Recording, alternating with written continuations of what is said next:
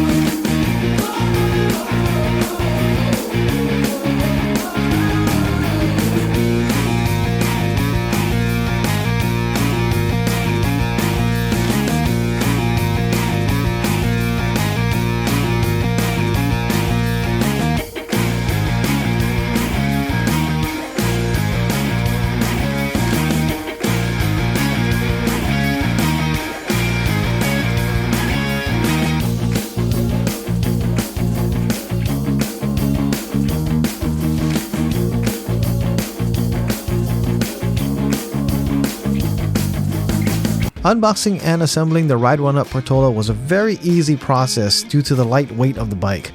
Once I had the bike removed from the box, I proceeded to unwrap all of the protective wrapping that was on the frame that prevented it from getting any scratches or dents while shipping. After that, I installed the neck assembly to the frame, which was in a video that was very clearly instructed on the Ride1Up website. From that point on, I adjusted the handbrakes, the shifters, and my throttle positions into the proper place, put the battery in to make sure that all the electricals could be tested. Once everything was running nice and neat, I then installed the seat into the frame of the bike, elevated onto my bike stand so that I could then install flat out tire sealant in both the front and the rear tire. Once the flat out tire sealant was installed and the tires were inflated, I was pretty much just ready to ride. All right, so this is the Ride1Up Portola, and we're going to be walking up to this bike here. We're going to go over the specs from back to front. This, of course, is by Ride1Up. Thank you, Ride1Up, for sending this bike. This bike was sent for review, and one of my favorite companies out there, one to work with, but also to go ahead and do these type of reviews for, because I am not ever feeling as though I'm going to get disappointed by one of their bikes. One, for the price point and for the performance that you get. This is a sub $1,000 bike, and for what you get on this bike is absolutely mind-blowing for the performance. It is a fast bike, so keep that in mind. Not a very torquey bike. So what you'll notice is that when I'm doing some of the startups and some of the videos on the ride footage, it doesn't have a really strong push or pull right away from it when you're actually starting up on the line, which is absolutely fine, but you do have gearing to go ahead and help you with that. So let's start in the back here. We have an 11 to 32 tooth Shimano cassette with an Altus derailleur, and this is not the low end derailleur, so keep that in mind. With an 11 tooth gearing in the back there, you can continuously help the bike move forward even at higher speeds, at like even 25 miles an hour. You have that ability to do that, and that's a really cool thing to actually have. But the 32 teeth on the back end here for your low gear also will allow you to go ahead and have a quick pickup if you want to help it out there. But I want to go ahead and focus a little more on this Altus derailleur first and foremost, because this is an 8-speed cassette. So you have 8 gears in the back here, and I know we're saying we're starting the back here, but this is tied to it because we also have paddle shifters here. And paddle shifters mean if you're going to go to your higher or your lower gears, you push up, and then when you're going to go back to your higher gears, you just paddle down. So up, down, up, down. And if you're going to go like quickly through, you can actually do up to 3 changes at one time going through here, or change quickly flipping it down here. Now typically you don't want to be shifting it when the bike is not moving like the way I'm doing here, but I just want to go ahead and show it. These paddle shifters, keep your hand over the handlebars so you don't have this thumb coming out where you can slip off. I think it's a lot safer, and it also is a lot faster to click, click, click, click, click when you're going through, like really fast. You're just hitting this down, and when you're coming up, just click this a few times, you're moving up your gears really fast. I really do like these type of shifters. Plus there's 8 gears. Now, to be honest, I would be happy if there was just 3 or 4. I don't need all 8 because I hardly ever shift through that fast. I'm moving through the bike really fast. But that is something that's there for those of you who like to shift your gears all over the place, have a lot of hilly areas that going through it, and you're getting a lot more exercise because you're helping the bike along because you want to. That's going to be something that's very helpful for you there. The front here, we have a 48 tooth front alloy. Now it is only a single-sided chain guard that'll prevent your chain from actually popping off on the outside here. It will or can have a possibility of popping off on the inside. I do like usually seeing a double-sided chain guard on both left and right, but for this case we only have a one-sided chain guard here, and it is a 48 tooth, which is good gearing for higher speeds. So that's what it is made for, so that you can actually go up to the higher speeds. Now it does come as a class 2 when it's packaged, as you see here, 500 watt hours or 750 watts total. But with a 20 amp controller that's in this bike here, you can potentially get up to about 960 total watts of power for peak. And that's why this bike can be unlocked to go up to 28 miles an hour. I don't know if I would recommend everybody just jumping to that right away, because it is enough or powerful enough bike. Now, like I said, it's not a very torquey bike. And what that means is it does take its time to do its initial pickup, even with throttle. So don't expect to have this bike jump off the line if you want to pick up and go really quickly. So you might want to do actually some moving of your gears. Now we do have a zoom post here, and unfortunately this sticker looks a little damaged, so it's not perfect yet even after the first day of riding. It's because when I had the seat, or when I was making adjustments on the unboxing, the seat post slid all the way down and just kind of scratched that sticker. But that's just a cosmetic sticker. But it does come with a zoom post, and it is a 31.6 millimeter post. So if you want to substitute this post for a suspension post to get a little softer ride, we do have suspension posts at the ebikeproducts.com/shop website. For 29 bucks, you can actually get even a softer ride with a suspension seat post attached to this, and it's also made by Zoom, and it'll fit perfectly in this bike here. The other thing we have here is a solid rack built and welded to this bike here. And what that means is you're going to have a lot more stable rack, and I believe it's rated up to 150 pounds that you can put on this back rack, which is one of the largest weight holding capacity on a rack I've seen to date. So it's a really nice rack, strongly welded here, and does come with this all together as one. Now I'm saying that this bike here, the one that you're seeing, is a sub $1,000 bike at $995. You can get this, and it has a 10 amp hour battery that you see here. So this battery here in the center of the frame is only a 10 amp hour battery.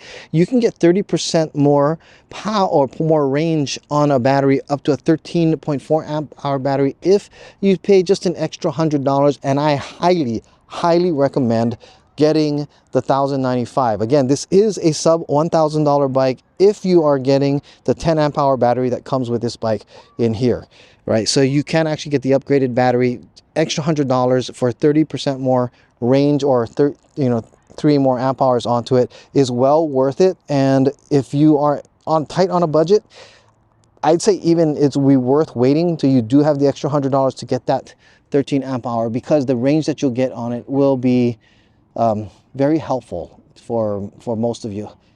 Anytime that you have an e-bike, it's one of those things you always want to get the biggest battery possible, just so that you always have the range available, so you don't have to worry about range anxiety. Now 20 by 3 inch fat tires that we have here. So these are not like super fat tires. As you can see, they are knobby or semi-knobby. So they're made to be comfortable on street riding. So it's a great commuter bike as a whole. This bike also has integrated tail lights that you have here. So let's go ahead and turn that on. We're going to go up to the front here. I'm going to hold down the power button for about 4 seconds, turns on.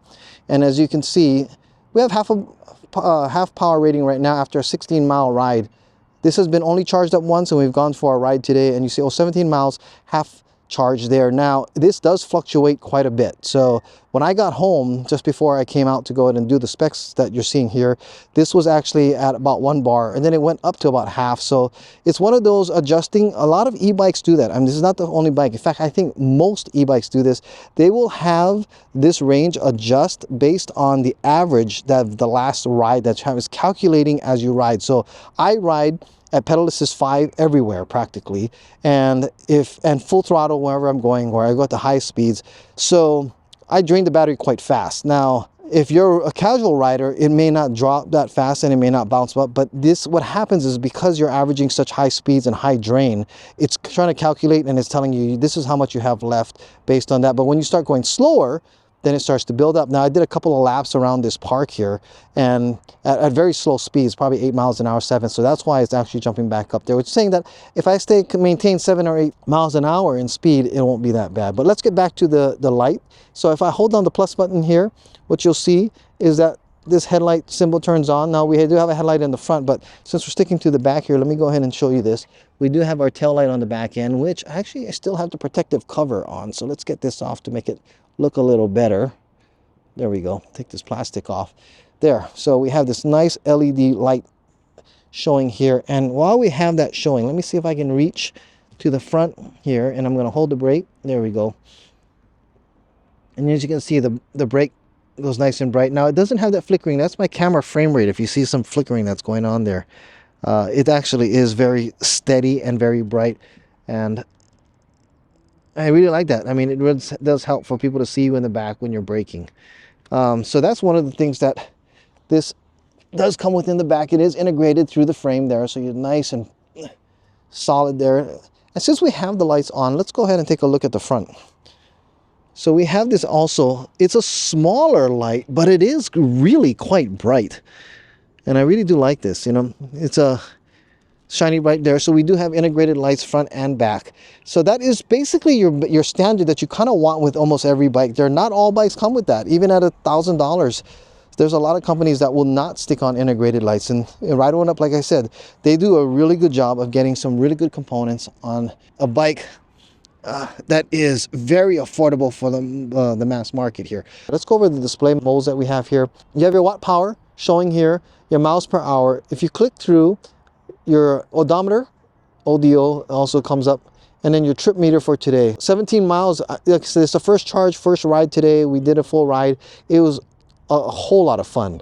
And you do have your max speed also when it actually already reset, so that has already gone through. Now, I also want to say that there is a really fast way to get through the different class ratings. So if you hold down these two together, C1 is class 1, and now all of a sudden the bike is set to class 1, which means you'll have only a maximum of top speed of 20 miles an hour, and apparently, and the throttle will not work, and that's what makes it a class 1. Super smart. I really like that, because then you just hold it again, and now it's a class 2, which means you will get throttle, as you can see.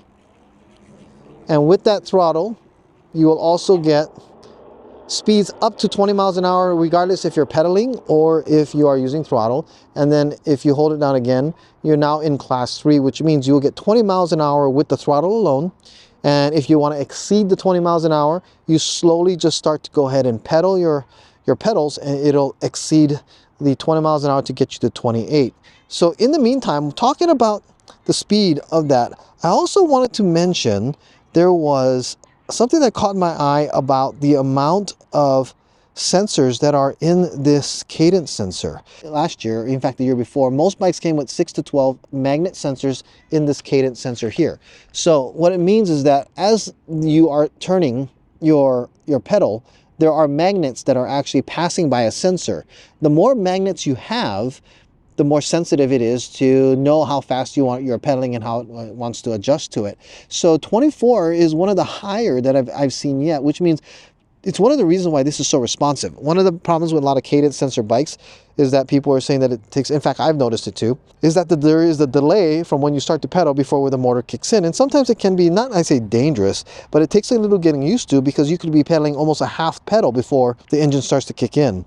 It does have front suspension. This front suspension comes with 80 millimeters of travel, and it does add a whole lot. For as light as this bike is, surprisingly, we also do have the ability to say that it does add a lot of comfort for something that is a sub $1,000 bike for a 10 amp hour battery with front suspension like this too. And you know, you have your lockouts here, so if you don't want the suspension to be on. This is a 750 watt motor, again up to about 1,000 watts or 960 watts of peak power unlock. We also do have a nice protector here. This chain stay protector does make sure that it doesn't scratch up the frame when your chain might be bouncing a little from going up and down curbs or just in rougher areas or uneven pavement. Very fast quick release post here. If you're wondering what this strap is actually, it is made so that when you fold the bike, this will strap around and hold the bike together so it doesn't bang open and close. It also helps with carrying the bike when something is strapped. I usually actually use, on most other folding bikes, since they don't have stuff like this, I actually use my own Velcro straps to strap it together. So it's really cool that Ride1Up actually added that to the bike itself. So moving a little forward here, we have a simple key unlock in the front. And oh, also, we forgot this, we actually have folding pedals. Now these are, I don't know, like kind of plastic pedals, but I've never had a problem with any of these type of plastic pedals. And the reason why it's cool that they actually put folding pedals is, seriously, if you have a folding bike, pedals are one of the things that make it very difficult and get in the way of actually loading it up or making sure that it's small enough. The other thing that actually always gets in the way is the width of handlebars. So having a folding neck makes a big difference here. And since we're talking about the neck here, let's go ahead and talk about this. There's actually a double latch locking system here. So basically, push this here first. This kind of releases the latch. So I'm going to pull hard on it, and that will bring down this lever here. Okay, now once that is down, there's actually a secondary safety that you push here, and when you push that, that's when the handlebars will start to come down. Okay, so when we have the handlebars being able to come down now, oh, push this in again. Let's go ahead and have this fold down. We want to put the cable on the inside, and it's going to fold here.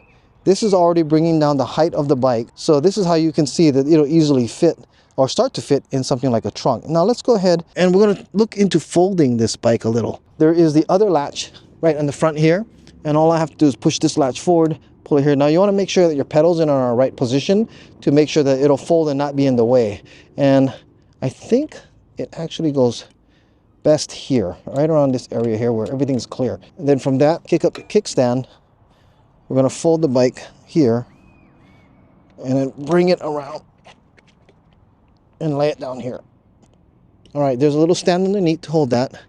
And then once it comes together, you can pretty much fold the bike this way. Okay, so now that the bike is folded in the way it's this latch, this is what I was telling you about the strap. So we have the strap here, kind of open this up here. It's just a snap. And then you can hook it around here, bring it in. I'm going to squeeze it with my legs a little closer. And then with that strap buttoned together, the frame stays all the size. Now, the folding pedals together here as well, if you look at it from this angle, look at how thin the bike is. This handlebar can actually be squeezed a little lower. So this can easily fit in most cars. In fact, I would say it's one of the thinner bikes that I've actually seen or had. So that's actually pretty cool. Now the thing is, it is, I think, about 60 pounds. So at that weight, you're going to actually have to be able to lift it up. I would also recommend, if you are going to be lifting up a bike like this, that you highly consider making sure that you take out the battery, because that will lighten it up quite a bit. So with taking out the battery, you're going to bring it down probably another 7 pounds. It'll be about 52 pounds. The weight capacity of being able to ride on this bike is weighted at 300 pounds. Now, keep that in mind. At 300 pounds, that does include if you have something that's on the back of the bike, because it just blows me away that this bike is still $995 and as fast as it goes. I mean, some of the footage you'll see is a lot of fun. The other thing about this bike is that the reach is very short between the handlebars and the seat. Let's go ahead and unfolding the bike. So I'm gonna unlatch the strap, put this back on here, and then we're gonna go ahead and slowly lift the bike so that we can, what is the best way to do this? I guess lift it up here and then unfold it this way. And once it's starting to unfold, I usually like to come on this side, make sure this is clear, push this down together. I gotta say, this is probably one of the easier bikes to fold and unfold because it's so light. The other thing is just lift this up.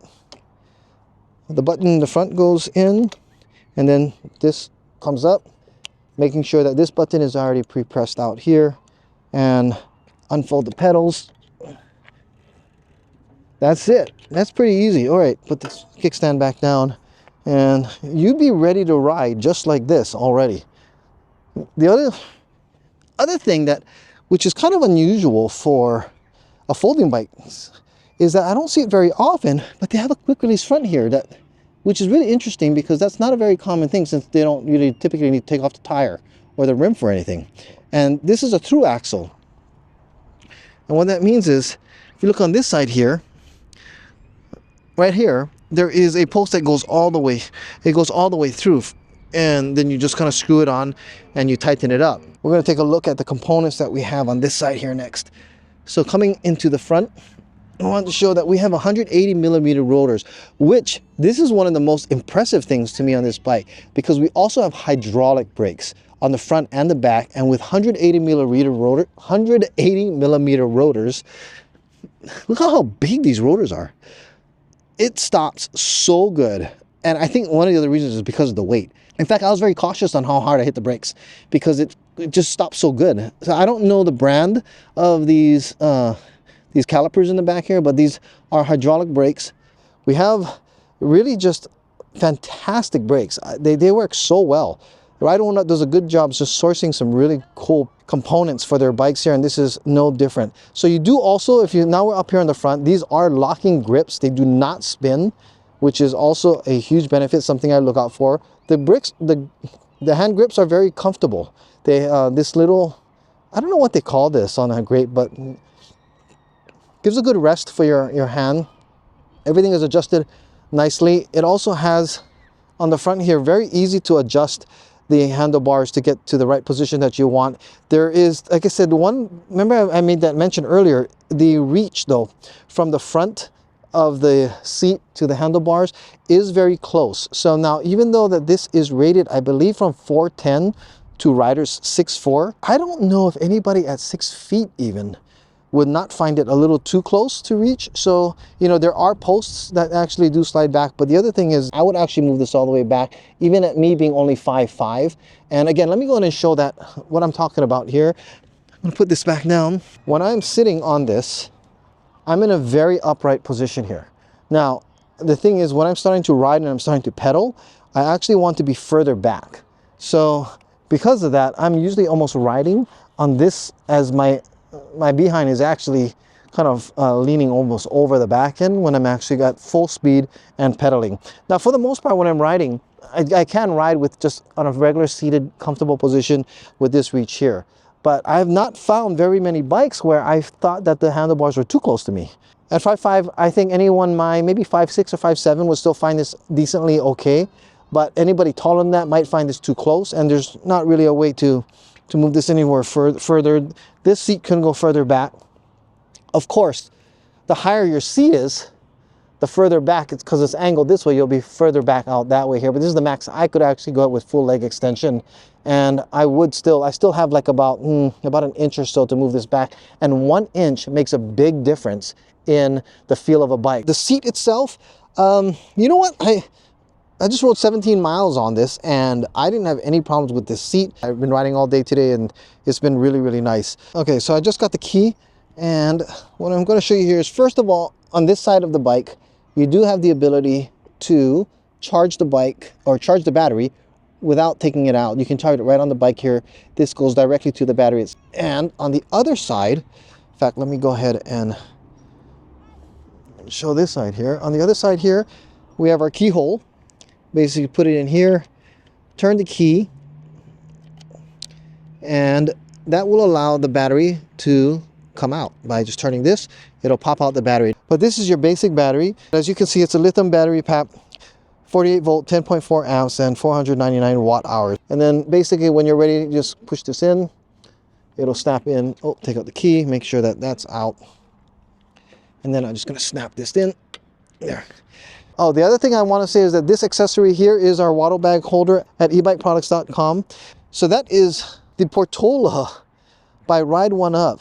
Step through, foldable, and comes in 2 different sizes again as far as the battery sizes, 10.4 amps and 13. So you're looking at either $995 for the 10 amp battery, which is on this model here, And then you can also look at the 13 amp hour, again, for only $10.95. I'm highly recommending that you look at that model. When you make your purchase, get the larger battery size. It's going to be worth that $100. If you are interested in picking up one of these bikes here, if you use the link below, ebikeproducts.com/Portola, it will take you directly to the product page on the Ride1Up website. It is an affiliate link, and it does go to support this channel. If you do decide to make a purchase, it's greatly appreciated.